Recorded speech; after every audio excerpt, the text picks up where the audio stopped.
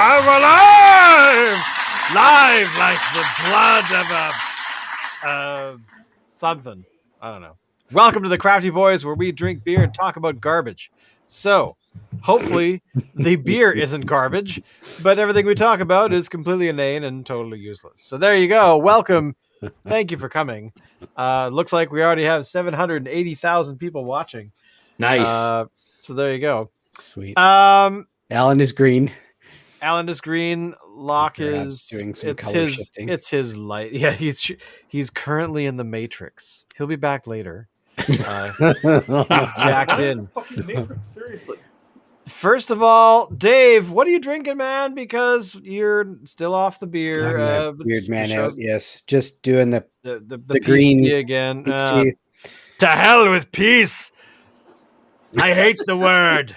All right, so No peace in our time. Exactly. What was that? Peace sells, but who's buying? Wait a second. I gotta do that again. No peace in our time. Okay, so Locke, you already have beer poured. What are you drinking tonight? I'm drinking Sawdust City Brewing Company's Lone Pine. Now, Lone Pine Mall? Lone Pine West Coast IPA. Oh. So, now this is an Ontario brewery located in Gravenhurst. As you know, I spent...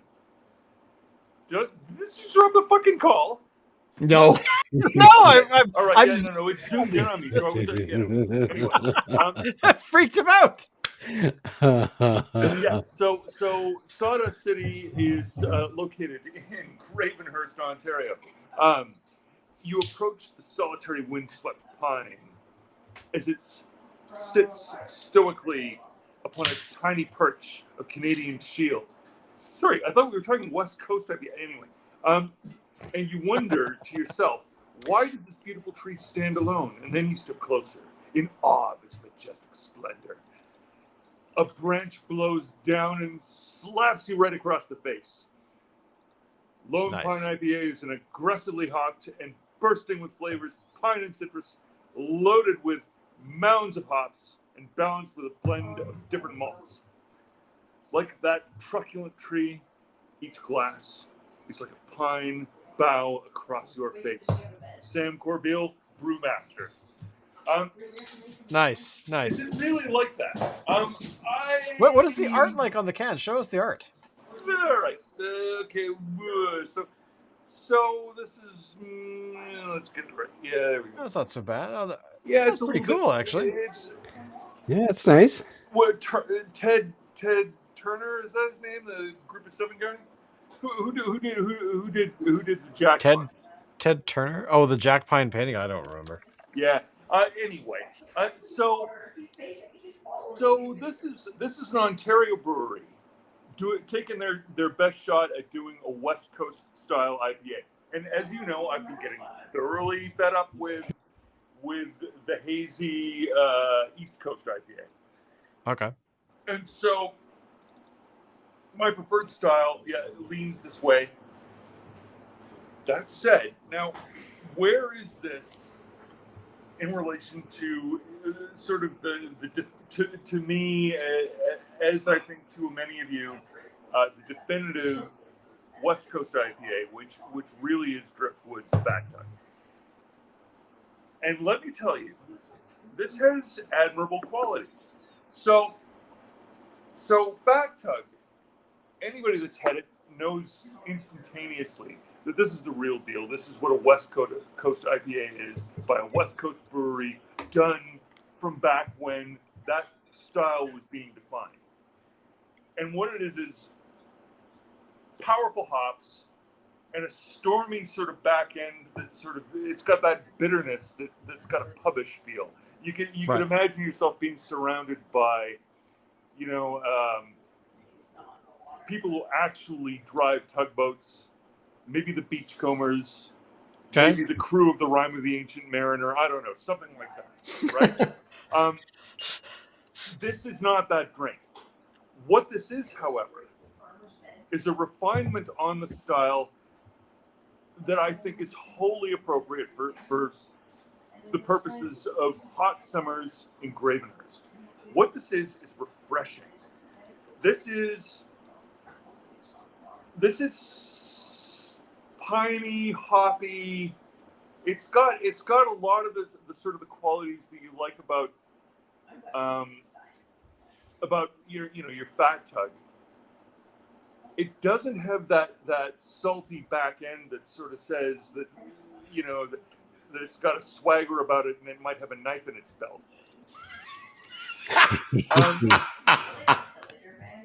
But this on a hot summer's day is thirst quenching in a way that I actually have to admit that, if I'm to be honest, Fat Tug isn't. Fat Tug is not a hot day drink, because the West Coast in Canada anyway isn't really about hot summer's days. Truthfully, the people who love it out west in Canada, I think probably have a sort of a temperament which says that, you know what, it's not so bad if it's just a little cooler, there's a bit of breeze and maybe even some rain, cloudy, maybe not direct sunlight. This you could drink in hot weather, even in the humid, boiling hot conditions that Toronto is experiencing now. You'll notice that there's a hum in the background of the audio here. You probably that is an air conditioner. That is because I can no longer live in this city without one. Call it global warming, call it humid Toronto summers. I don't know what you want to call it, but this is brutal. This beer has the front end of Fat Tug, and then it drops off like a cliff, and it's like quenching water. I was going to say that back east, you guys are getting hammered by the weather, where us West Coasters had a bit of hot weather, last week? And then the sun came back, but it really didn't get that hot. I think we maxed out at like 17 today. We actually, on Sunday here in Victoria, we broke a record for the coldest June 6th in history. Oh, wow. Since like 1899 or something. Didn't Allie call it January? Yeah, she did call it January just because it has been so incredibly cold. Alan, what are you drinking, man? Okay, so Shane and I had been conversing before the show, trying to find the same beer for today. So Shane found something that I couldn't find, but I got something from the same brewery. So Backcountry Brewing, it is called Come Out to the Coast, We'll Get Together, Have a Few Laughs, West Coast IPA. So it's the same style of beer that Locke is having. This one is a 50 IBU, and it clocks in at 7%. I'd be interested. I would add is 5% bolder than this. Oh, okay. So this is it here. I've already poured it. Very nice head on it. It stays. I poured this while Locke was talking, and it's just kind of staying there. Nice lacing. It's just sticking to the glass. It's nice to see. Very clear, as you can see. As for the smell, you got that piney kind of smell that you would expect from a West Coast IPA, and to the taste, it's got a really good bite to it. I'd be very curious to do a side-by-side comparison between this and Fat Tug. I think Fat Tug wins out on this, but I think it would be close. This could be in my top 3 of IPAs on the West Coast. Well, Wow. that's kind of impressive. I actually had Fat Tug the other day. A friend of the show, David Corey, was getting some medical stuff done in town. He dropped me a line and said, "Hey, I'll be there. I'll be in Vancouver at like 6 a.m. What are you doing?" And I said, "I will be awake doing whatever you're doing." And so we hung out and ended up drinking Fat Tug, which made me happy. So how is this one? This is something you want to write home about? This is a beer that is knocking it out of the park? Yeah, I think so. So I would rate it Fat Tug. Then this. I don't know if this is a regular thing. I have a feeling it isn't. It's probably just something that's limited. Limited edition one. Yeah. So then this, and then Sweet Leaf from Red Arrow in Duncan. Oh, really? Okay. Yeah. Shane, what are you drinking? All right. So, what am I drinking tonight? I am drinking a beer from Backcountry, which I'm waiting for the secondary glass to appear. There we go. All right. So the beer that I'm going to be opening in a moment is actually, first of all, let me switch out the cameras there. So basically, I'm going to be drinking this. It is called "I'm Not Even Supposed to Be Here Today." It's an orange creamsicle sour. I don't know how the creamsicle thing connects to Clerks, but on the side of the can, a very small print says, "For this beer, we used an ungodly amount of tangerine, drowned in an ocean of vanilla, soaked on a mountain of orange zest, and then smashed through a nickel-sized hole filled with a fistful of coconut for that extra decadent flavor." Its IBU rating is a mere 8.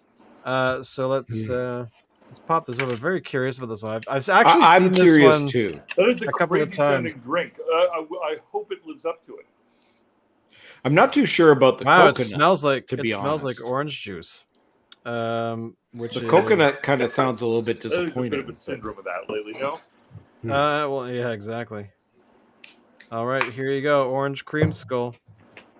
This is a beer we should freeze and then turn into slushies. All right, so so here we go. What actually, I didn't actually notice what the alcohol by volume was. This is only 5.5%, but that's okay. Wow, it really does smell like orange juice. Like you know that orange juice you get from concentrate where you throw it in the water and mix it up.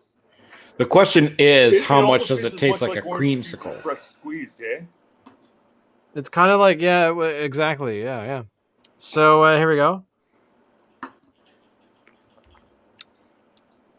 Holy crap, that tastes like a creamsicle. Wow. Now, let me ask you about the sour. Like, is it sour? Like, can you detect that soury kind of? No, see, that's the weird thing. You're right, it's Okay. supposed to be a sour, but it's not. I mean, That could be a good thing. there's some sourness to it, which could be just the fact that it has a lot of tangerine in it. But is it? You know, like how many of you remember when you were kids?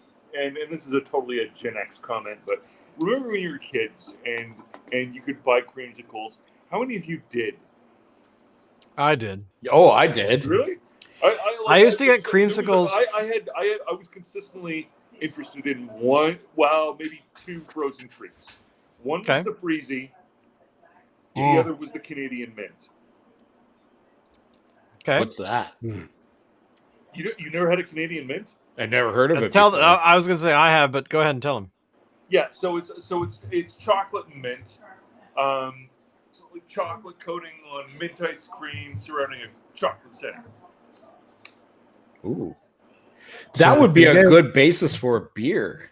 Now here's the thing. Chocolate mint stout.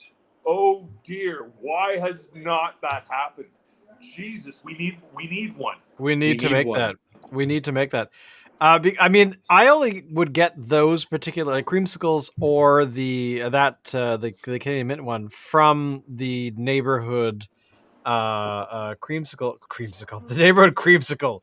There was a large creamsicle, and you walked up to him and you hacked off a piece of his ass. No, the ice cream truck that would drive through the neighborhood when it got hot, which every so often we have one drive past here, which just kills me those things still exist, but at the same time kind of makes me happy that they do, because there's nothing like buying overpriced ice cream from a vehicle on the street in the hot weather, because you know that it's overpriced, but you don't care, because once you hear that song, you want the damn ice cream no matter what, because it's like that nostalgic hit that you get, and it makes you smile. So there you go. Sue me. Here's something sort of interesting. I've noticed kids still line up for ice cream trucks in a way that's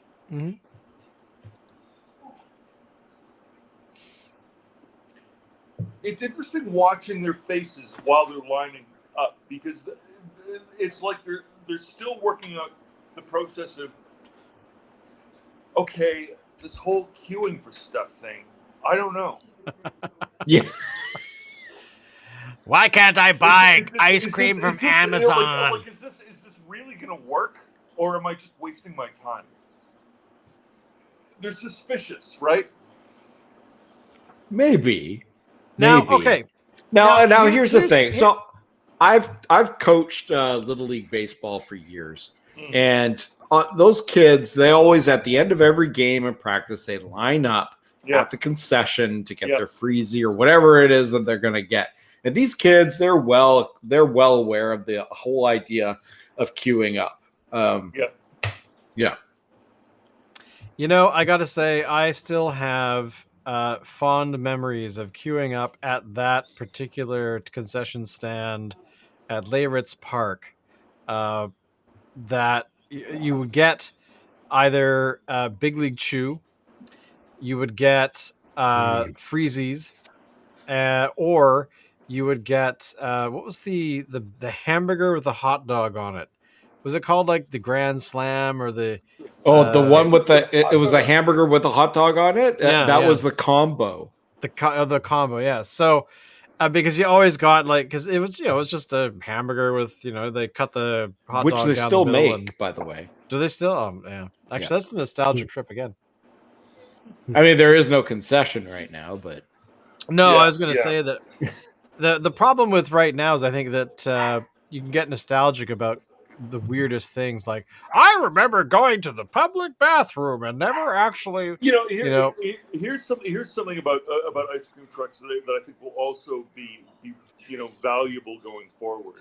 Is that it will help the younger generations understand Stephen King. Well, it's funny. I was just kind of thinking, like, I don't remember when we were kids there ever being ice cream trucks going around the neighborhood. So when Shane says, and Shane and I grew up in like very close, not too far away from each other, and he says that he remembers ice cream trucks. I'm wondering, were these windowless vans that were? Hey kid, the one that drove by through our neighborhood, like every summer, you would hit the street at least once a day, and it was a, like the one with the sliding glass window on the side of the, it wasn't it was technically it was a van, but it wasn't like a white panel, no windows van. It was probably a Divco. What's a Divco? Is that those straight-sided? Look it up. Look up a Divco and show it up. Okay. So, what is a Div? So, Divco truck. Yeah. So it's basically one of those. So the one that let me actually look here to see if I can find one that really looked like the one that I saw. Show it on the screen. It wasn't like it wasn't one of these ones specifically, but. It definitely had it was sort of this style here. Let me find the image here. Sorry. I'm sorry. Get out of my way, Instagram. Eat a bag of butts. By the way, if I could find, okay, so it wasn't this old. Like, it wasn't as old as this particular vehicle, but this is essentially what it was. So here we go. Let's bring it up. So this is kind of what, that style of vehicle, not as old, because this strikes me as like 50s. No, that's early 60s. Is that early 60s? So basically, it was basically that you had the door on the side, you had the sort of the big windows, you had the stuff on the top of the vehicle that had the music playing out of it and stuff like that. I think actually the one that we had also had a spinning ice cream cone, but essentially that's it. Sort of the very straight panels on the side, and I think she came with it too. But but essentially, that's kind of what it was, and and you'd hear the music quite a ways away. By the time I remember getting outside, though, begging my mother for money, yeah, it's my ice cream. Gets out with your sister. So I would do that, and of course, the truck. Luckily, driving down our street, it was a dead end, so they had to stop and turn around. So you'd always catch them coming back. So you had that slow prowl of the neighborhood as they went down to the end of the street, and then the slow prowl back as all these other people were converging onto the road. So it was a great little business idea, I think. But it does kind of make me wonder something that Locke and I were talking about. Speaking of things you did as kids, our old elementary school was on the grounds of the Oakland's school down by Hillside Mall, and a number of years ago, I actually went back to Victoria, and this is like the mid 2000s, somewhere in there, maybe 2007 ish, and to do an improv show at Oakland School, like the actual new school. And I was there with the usual crew, Alan. Actually, I think probably you were there too. But essentially, doing this show was for some sort of fundraiser for the school or whatever, and it was like, somebody knew somebody that wanted somebody to come and perform, and so we went there, and I knew exactly where I was going. I'm like, oh, I'm going to the old school, but I hadn't been there in years, and that's when I realized that my old school had been knocked down, and the Oakland school had been expanded upon greatly, and the that was unfortunate because I was kind of excited to see the old building, but whatever. But the thing that was fascinating was that the playground that I used to play on like every day, multiple times a day at recess, was basically a bunch of rocks in a dirt field, and they had danger signs all around it. There was a big fence all the way around these rocks, like they were, they were preparing to eat children or something. It was bizarre. And I don't know, it was just such a weird thing to see. And I was mentioning to Locke earlier today, but yeah, Locke, tell them what you said about, what we basically were doing for, half of our lives there. So when we attended the school next to those rocks, we used to use those rocks as our mountain range, whereupon we would invent fantasy stories acted out by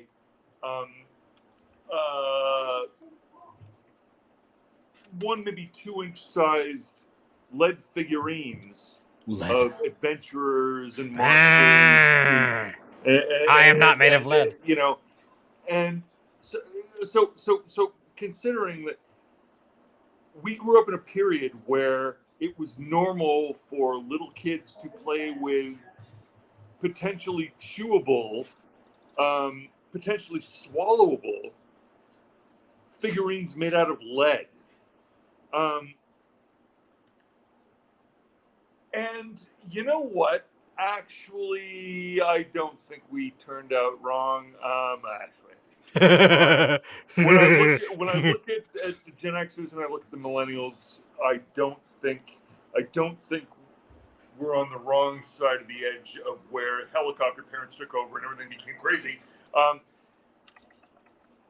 What kind of parent says that my child can't possibly go near rocks because rocks might be dangerous? What? Well, we're not talking piles of rocks. We're talking about stone.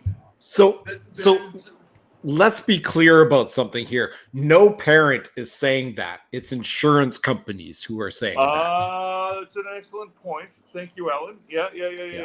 Speaking to the one breeder amongst us.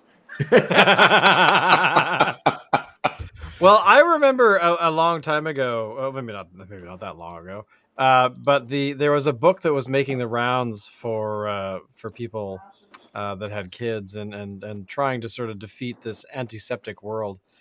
But essentially, this is the book that came out called "Let Them Eat Dirt." And basically, the idea was not necessarily that they were just eating dirt, but because part of this book is really about the science of the microbial world. Like, why are people getting allergies at an earlier age? Why are they becoming allergic to things? And the reality behind that, I gather, the science says that basically because people are cleaning everything all the time from when you're an infant all the way in, uh, they're not being exposed to allergens where the body can naturally go, hey, that kind of sucks. Well, let's not react to that too much. And rather than, them running into peanuts when they're 10 years old and the body going, what the hell? And, anaphylaxis, all that kind of stuff. And because they talking about in the book about eating dirt, basically going outside, letting kids to go outside more often than they do, because I guess there's been a decline for the past like 25 years, 30 years of kids leaving the house.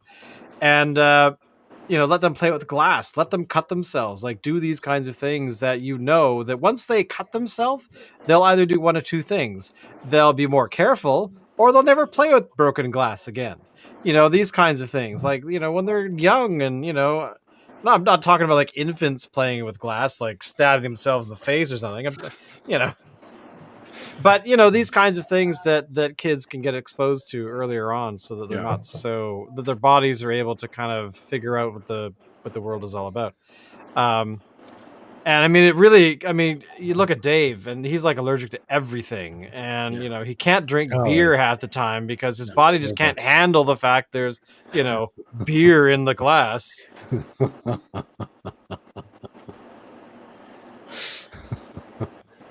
But that's the thing, right? Is that we have all these really, weird things going on post. I'm just gonna take the credit.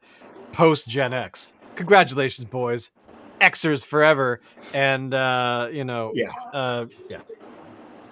We were the last generation to really, I think, be able to live. And you know what? I mean, if you think about it, it's incredible. We were the first generation to actually grow up with video games and all that kind of stuff, but we still went outside and played and scraped our knees and got into mischief and stuff like that. Kids like that, they don't do that these days. Interesting point. Oh. Yeah, I think you're right. I remember one time going out and hanging out with some kids that had moved into the neighborhood relatively recently, and they wanted to explore the neighborhood, and I said, so I went with them. And I remember just going into places around my own neighborhood that I had not been in either ever or hadn't been for a while, and actually coming home and feeling like, even though in reality it was only, I don't know, maybe another 2 blocks down the way, I came back thinking the world had exploded and grown in this huge thing. I was 9. I mean, it's, as I call it, it was BK, or before my sister. So, but I remember coming home and having that feeling like my world had expanded, and I had this euphoria of, I'm going to go back there and it'll be so cool. Well, let me tell you something. I remember when I was like sort of 12 turning 13, going out. I at this point I was already a D&D player. This was before there was such a thing as LARPing. And I remember thinking, being with another accomplice of my own, and we went into a office building to collect treasure, meaning office supplies, so that we can continue playing D&D. What we needed was paper and stationery. And what we did was we walked into a professional building in downtown Victoria and stole their shit. And that was very D&D, I would say. But I'll tell you guys something.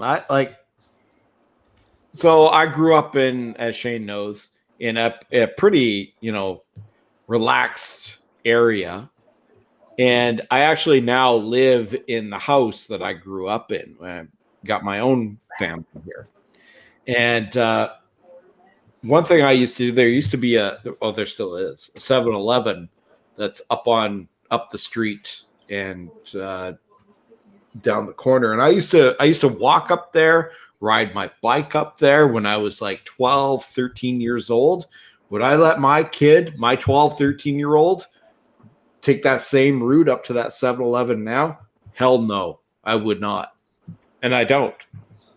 Why not? What is your fear? Well, the traffic is way busier now. I mean, I don't know if you remember, Shane, but back then Mackenzie didn't go all the way past Glanford, right? Yeah. So you could, and there was no lights up at Seven Oaks. Traffic was just so much. It was routed differently. I mean, Mackenzie stopped at Glanford. And they only put that through when I think they did the interchange. It was the late 70s. Yeah. Yeah. And even still, even after they put through, there was way less traffic than there is now. I don't know. I just don't feel confident or comfortable letting them go. Here's some data points. I mean, there's Victoria, and then there's other places. Like I remember with my little sisters arriving in Vancouver from Victoria, me being chaperone at the ripe old age of 12, and somehow landing ourselves incorrectly roughly around Main and Hastings, and me seeing needles on the street and thinking, yeah, I don't exactly know what that is, but I got enough of an idea that I know that this is not the right place for us to be right now. So my niece and nephew in Toronto are growing up in a neighborhood where it's gentrifying fast. But in the time that they've been there, someone discovered a shopping cart full of body parts. What? There's sketchy shit going on bloody all over it. That's beyond sketchy. That's really upsetting, isn't it? Yeah. Yeah, it is. They didn't discover it. So but that happened in the same neighborhood. Yeah. So you start to wonder, what's safe anymore? Nothing. I want to. Well, I'm looking this up. Body parts in Toronto.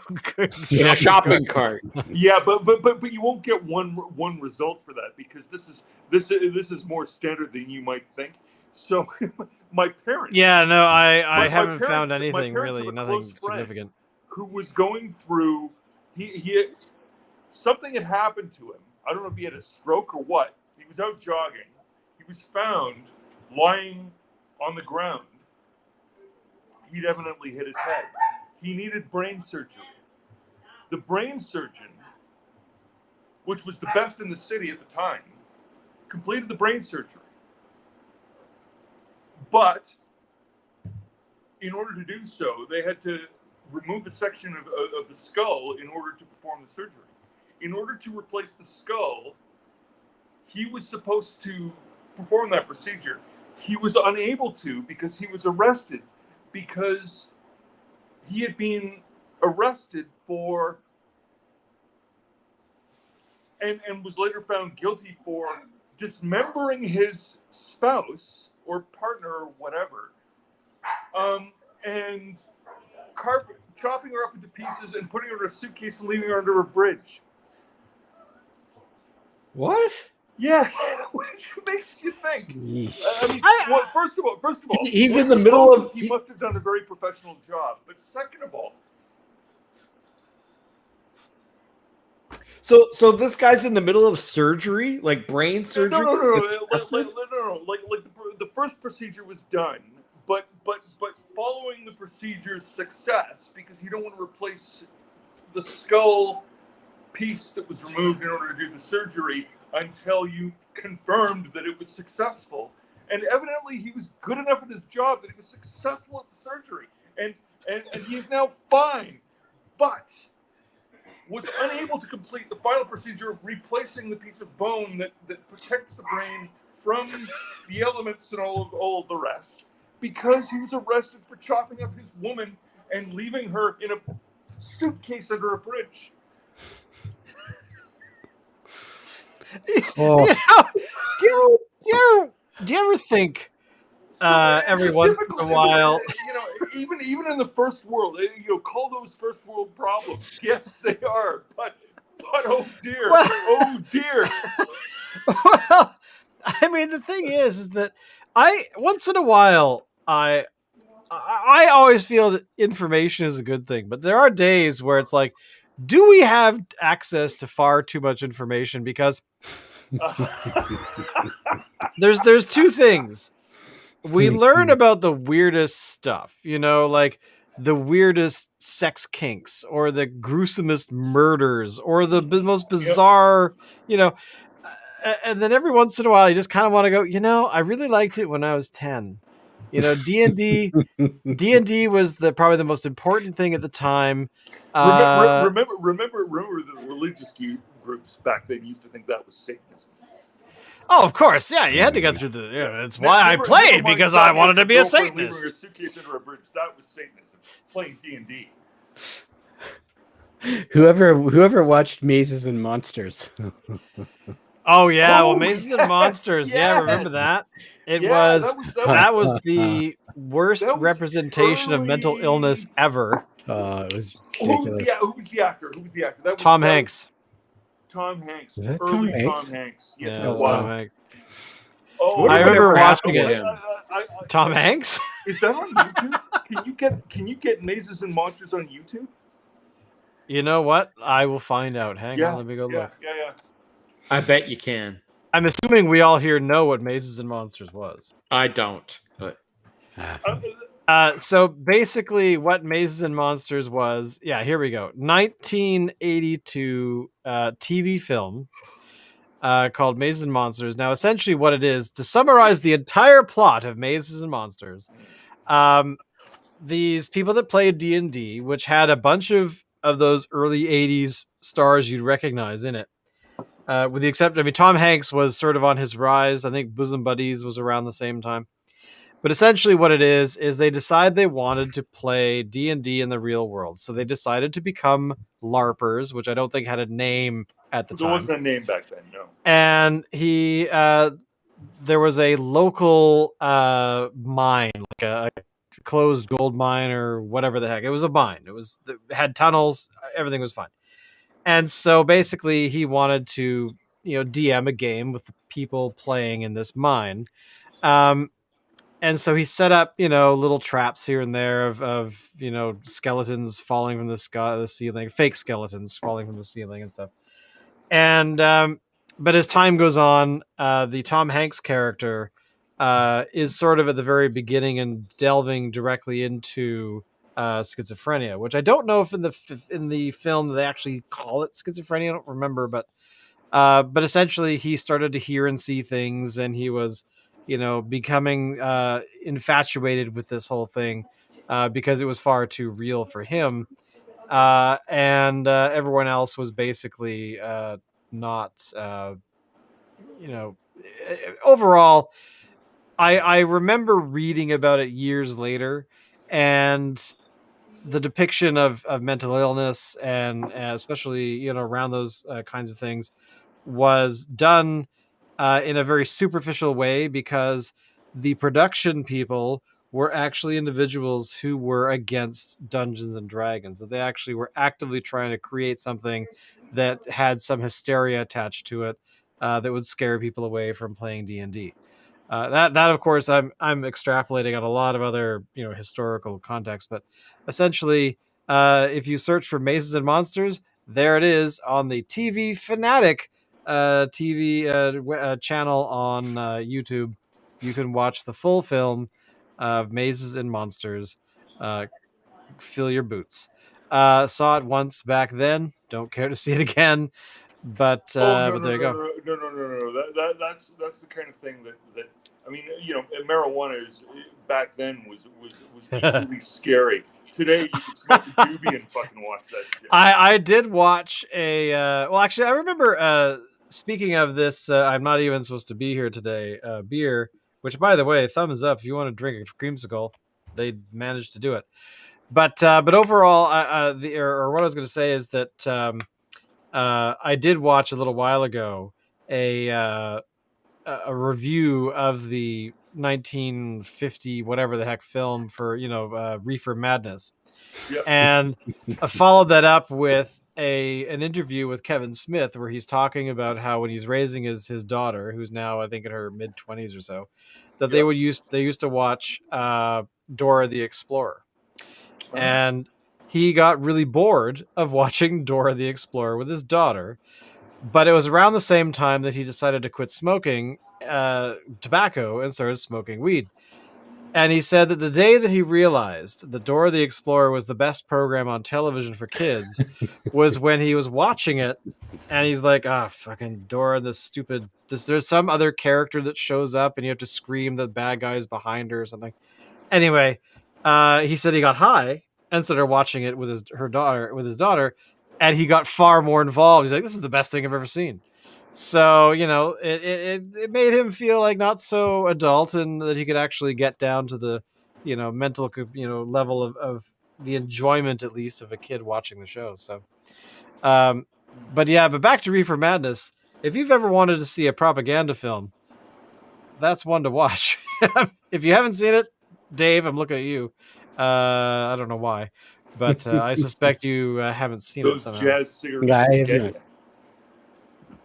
Yeah, it makes you want to have orgies and go to jazz clubs and freak out. We all know the dens of iniquity that jazz clubs are these days. They're just Oh well, I mean, of course. How could you not? Can you even find them anymore? Okay. Stop everything. How much better would be the millennials if they actually fucking listened to some jazz? Like, I'm fucking serious. Like, if they just listened to jazz, how much better would they be to put up with? What kind of jazz though? Any fucking jazz. Any jazz at all. Alan's not even paying attention. He's watching his phone. Like, what the hell, man? I'm paying attention.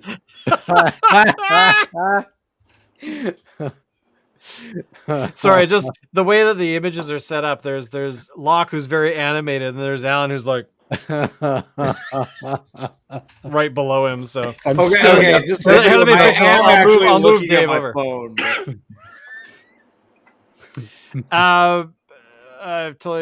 Dave, growing up in your household, did you ever actually have discussions did your parents think? I mean, I always think of the interview with Geddy Lee, where Geddy Lee described himself as a teen as his parents possibly thinking that he was like some sort of drug taking freak. Were your parents kind of the same way, or were they more like, whatever Dave's doing, who cares? We were actually given pretty free rein. Yeah. My dad, once I don't even know when it was, early 80s, I think. He had a confiscated box that had been given to him because he was the boss man at the park at the time, and it had been confiscated because, of course, illegal at the local park. Yeah, at the local park. And he went around randomly accosting kids that had like illicit substances.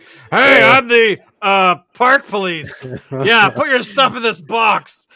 No, he wasn't the park police, but honestly, I don't even know how he got it, who gave it to him. But anyways, he had it, and I guess I'm gonna what's in the box? Make sure that my kids are learned up real good and all this shit, right? So my dad showed us the weed that was in the box with the idea that, warning us off, this is what you don't want to do, right? And at that point, we were too young to give a shit, really, honestly. But there you go. That was my one and only exposure. You see this random green weed? Don't touch this. This is for daddy. Here, you can have the dildo. You can have the six-pack of beer. Just picturing that going down. Like, I remember the first time I met your brother, he definitely came across as like, I go home and I smoke 75 pounds of weed. Then I get up in the morning, I go to work, I come home, I smoke another 75 pounds of weed. Like, he was just so laid back. It's like one of those guys you're like, are you high right now? Should you be driving that car? Are you going to be operating any other heavy machinery later? Then, of course, then your brother spoke and you just realized he was just kind of laid back. Yeah, exactly.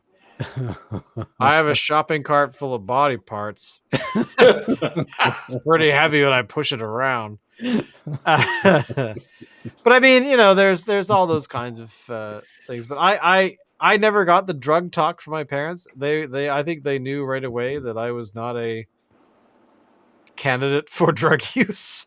I discovered computers, and it's like, oh, he's in his room. Where's Shane today? He's in his room. What's he doing?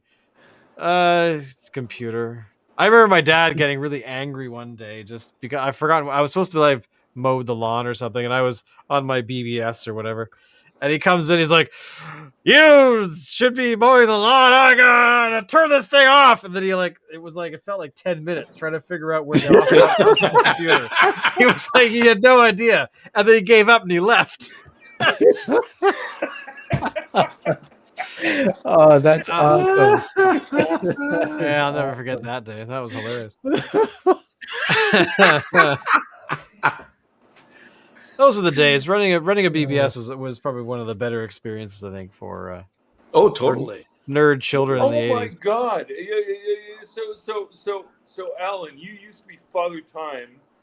Up in the upper right-hand corner, that was Gizmo Jones. Yes, I was Gizmo Jones. Yeah. I'm trying to bloody remember. What was that back when I was Balthazar, or had I already changed to something else? I do remember Balthazar at one point. I don't know. That's actually a very good question. I can't remember. I've gone through a stupid amount of fucking code names. Balthazar was one.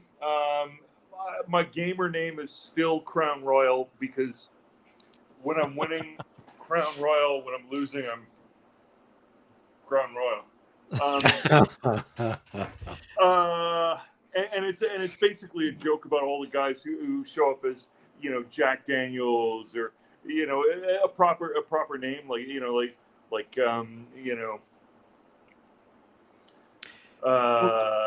Henry Wisewood or there's a lot of guys their gamer tag is a proper name but it's actually the name of a whiskey and so Crown Royal is sort of like making fun of that. Oh, of course, wrongly, right?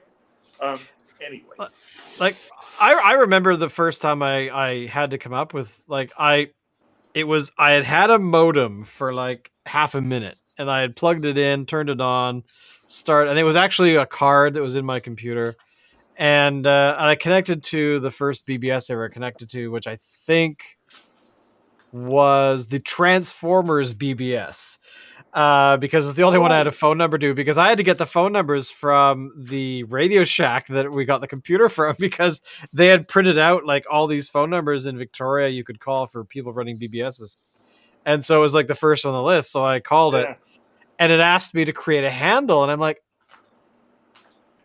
what's a handle? I had no idea. And I go to my parents. What's a handle? What do you mean a handle? Like, I don't know. So I showed them I pointed at the computer screen. They're like, oh, that's like a fake name or like a pseudonym that you'd use.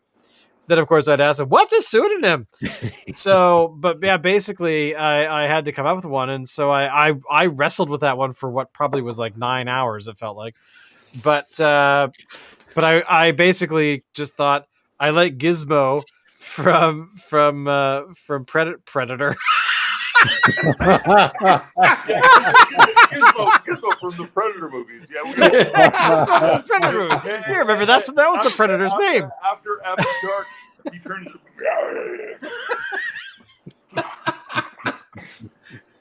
Don't Decker. feed him after midnight. Oh my God! Don't feed the Predator after midnight. From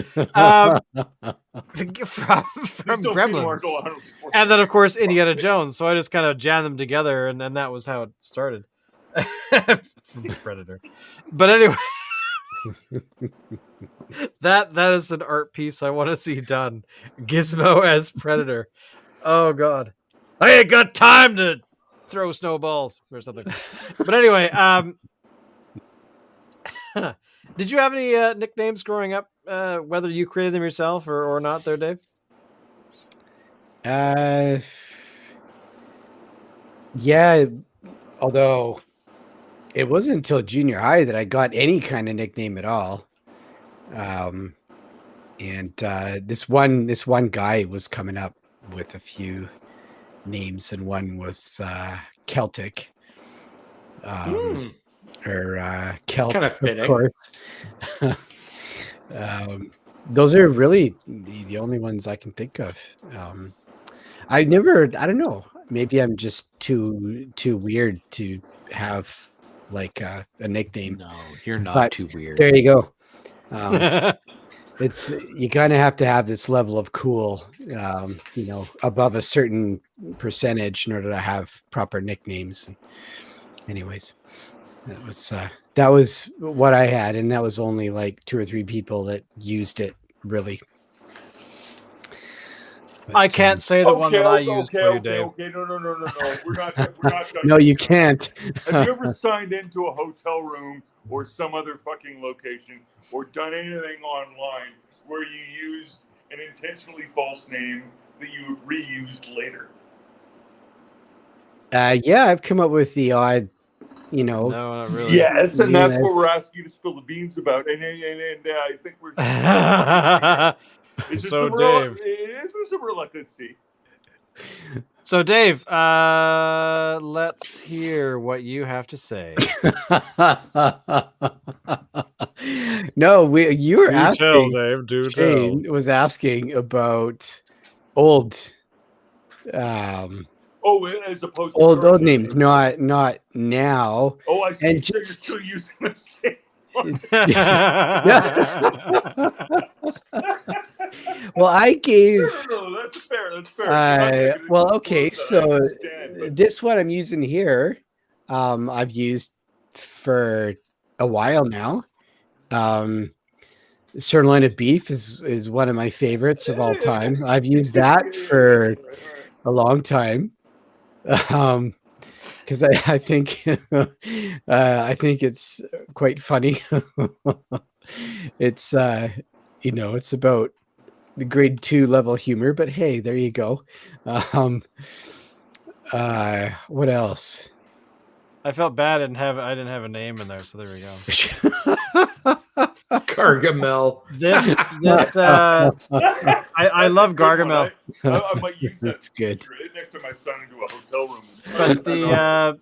But this one here, my dad gave it to me when I was a kid, and It fits. I looked it up later on, as an adult, and like, what does shunk actually mean? There's actually a couple different spellings of it, but essentially, the most common Slavic translations are apparently somebody with long legs, which I know is not true, or my favorite, it translates to piglet. So I don't know if that was my dad's intention. I've never asked, but I kind of like it, and I keep it. So To be honest, I thought when I saw it, I thought it said skunk. Well, that's the thing, is it actually has a couple different spellings. There's sometimes it's spelled with an SCHUNK, but that's whatever. But yeah, that is one of the nicknames that I've had since I can remember, actually, to be honest. But I'm trying to think of any nicknames that I've had otherwise that I don't think so. I mean, there's always people like that call you like Shaner Mm. or you like some sort of play on your name, like Or Locke. Your Shane mom B. called your mom called you Lockie quite a bit. So my standard order at Starbucks is when they ask me my name, I say I'm Lucky, and that gets translated into Loki. The last time I did this, it was Lowkey.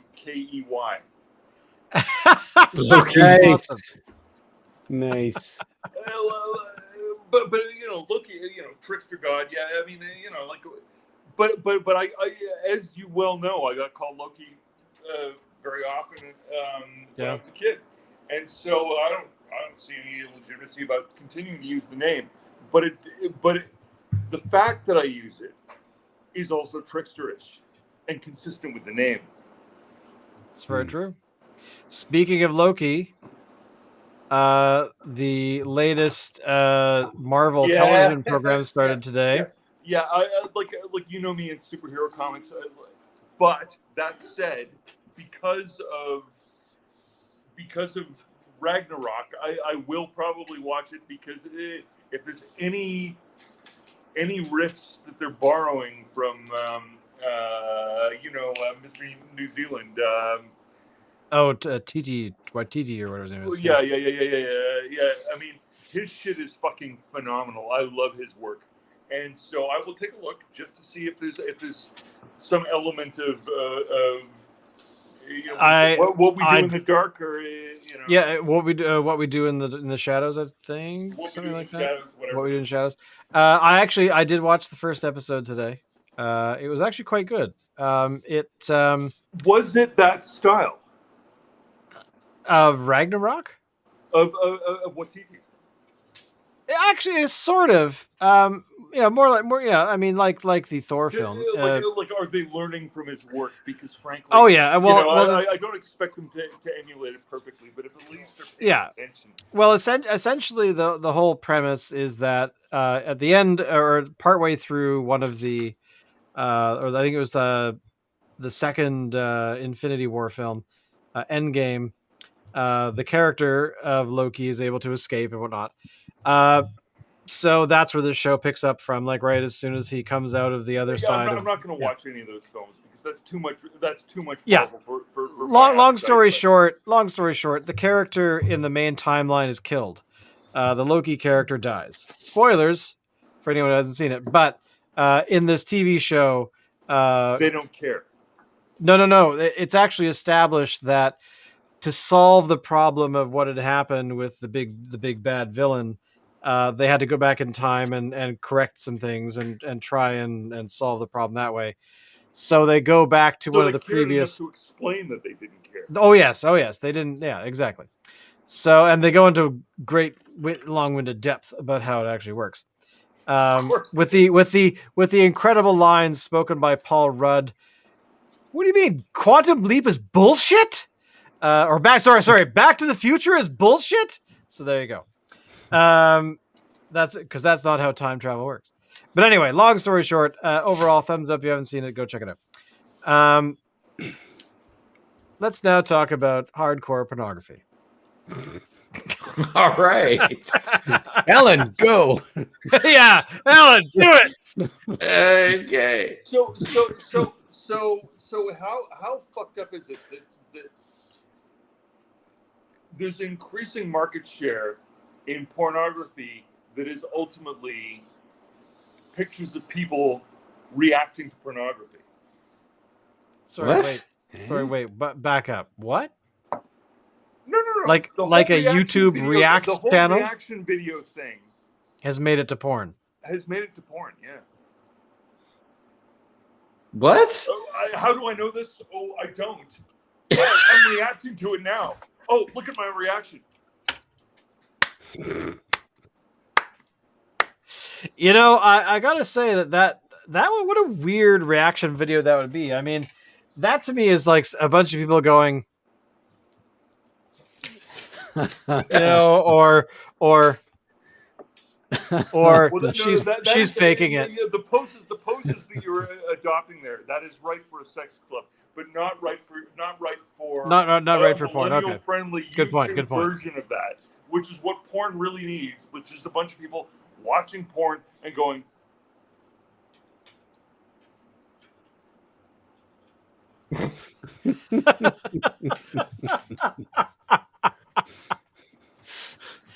You know, what a boring reaction video those potentially would be. I've not seen any of these. I kind of want to look them up, but not really. But at the same time, like how boring that would be, because I remember a few years ago there was a smattering of documentaries that hit Netflix all at the same time about people that were performers that had retired from the industry, and people that I've have met been, a few of them. yeah, they've been doing porn for a long time, either as performers or as production, or that kind of stuff. Look. It's a generational thing.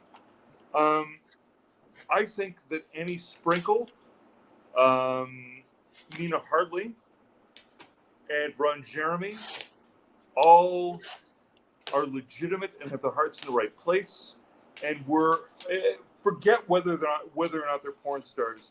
They should be legitimately people that are respected by Western culture generally for the achievements that they accomplished in terms of sexual liberation.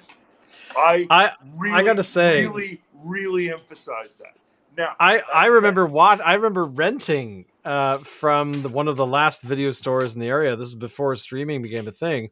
Renting that documentary about Ron Jeremy, where you learn that I've never seen that. Oh, you've never seen it? I think it's actually just simply called Porn Star. But I've never seen that. But essentially, it's like him and his family following him. Like it sort of starts at the beginning, how he got into pornography and all that kind of stuff, and then it's him as an adult. And the sort of the really cool things was that this is like him on set of a pornography thing, reading a book. What? Okay, I'll be right there. Takes off his glasses, gets up, and he's like, I gotta get ready, but you can't follow me because this is my me time. And then he goes off to get his body into that sort of arousal state so he can actually do something. Yeah. And then and my favorite one is him like having lunch, eating a sandwich. Be like, what? Right now? Oh, okay.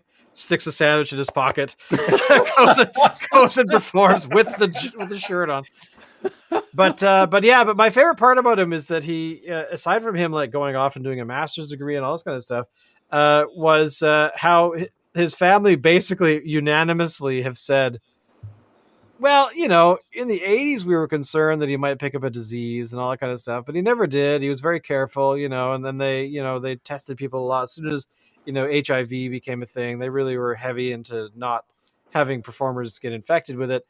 But he's going to die in a car crash. That's what's going to happen.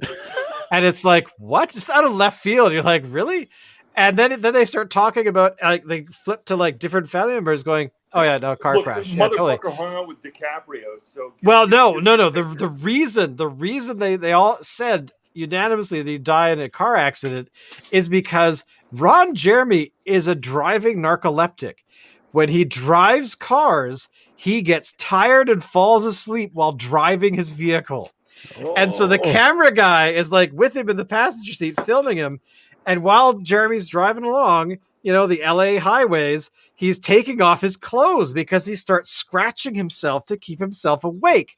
And then they're like, is that so that, yeah, no, I have to do this, otherwise I'm going to fall asleep. And sure enough, a couple of, moments after he stops scratching, he starts to do, that kind of stuff. It's just like, whoa. And his family's like, he should never drive himself anywhere ever in his entire life. He should hire a driver. He should not be. Oh yeah. And that's the part that I really remember is like, because you're thinking Ron Jeremy, huge penis, rock star of the porn industry for 500 years. The fact that both him and DiCaprio are seriously into Robert Williams, who is the premier and remains the premier artist of the latter half of the 20th century for the United States. Really? I have never heard of this person. I mean, Robert Williams, editor of Juxtapose magazine. You've seen it on the shelves. Oh, okay. I hope so. The only art magazine that sold as widely as heavy metal did in the 80s. Oh, there we go. Okay. Okay, you're right. Yes, I have seen this artwork before. All right. Think Appetite for Destruction. You know who did that artwork? Robert Williams. Really? And what he was, amongst other things, was hot rod culture, car culture.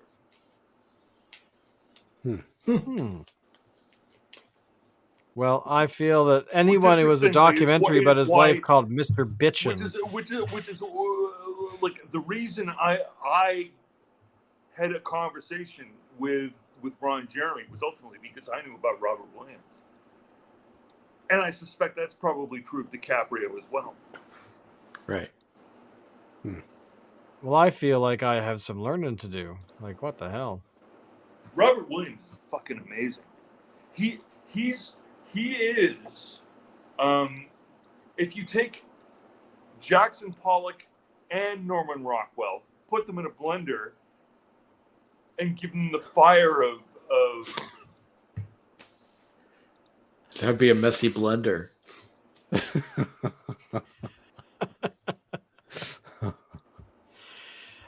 I gotta say, it's you're right. It's like the style, the coloration of Pollock and like the, you know, drugged up love child with oh my god, who did the melting clocks?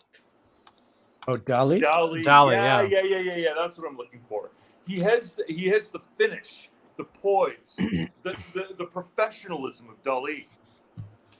Yeah. He's definitely. I mean, this is actually quite amazing. Like, I'm on his website looking at all this stuff, and apparently his document is fucking amazing, is it not?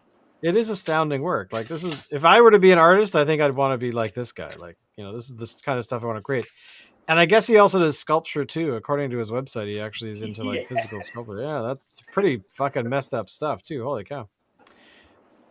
My favorite one is the goat with a diamond in its butt, but there you go. That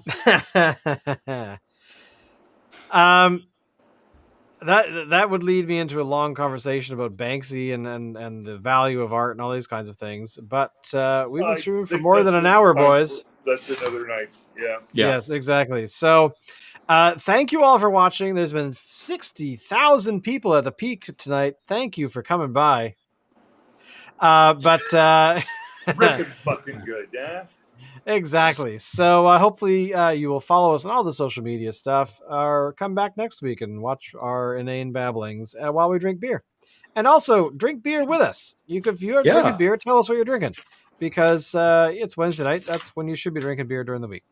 Fucking A. As always, Alan, take us out.